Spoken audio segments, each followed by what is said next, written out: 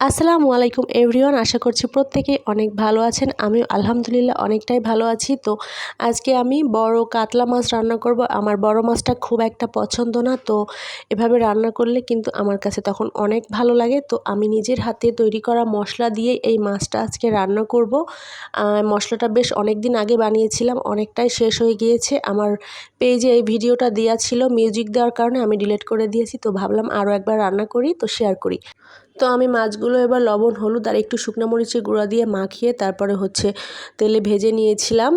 আর এই মাছের তরকারিটা আমার খুব একটা পছন্দ না, বড় মাছ আমি একেবারেই পছন্দ করি না। তারপরও এভাবে রান্না করলে কিন্তু অনেক ভালো লাগে খেতে। আমি আলুটা একটু লবণ আর হলুদ দিয়ে ভেজে নিয়েছি তেলে। আর এভাবে মাছ রান্না করলে আমি আলুটা ভেজেই নেই, বিশেষ করে বড় মাছের ক্ষেত্রে, তাহলে খেতে অনেক ভালো লাগে। আর আমি এখানে তেলে জিরা ফোড়ন দিয়ে পেঁয়াজ দিয়েছি, আর একটা টমেটো বাটা দিয়েছি, আর আদা রসুন পেস্ট দিয়েছি আমি 2 টেবিল চামচ পরিমাণ। আমি আদা রসুন জিরা একসাথেই বেটে নিয়েছিলাম, সেটারই পেস্ট দিয়ে দিয়েছি। আর দিয়ে দিলাম হলুদ, মরিচ আর লবণ। এবারে মশলাটা খুব ভালোভাবে একটু পানি দিয়ে কষিয়ে নিব।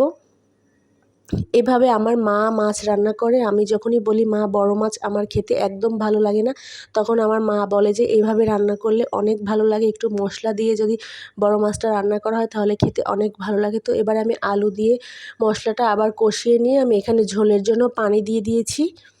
আর পানিটা যখন ফুটে উঠেছে তখন আমি ঠিক মাছগুলো দিয়েছি।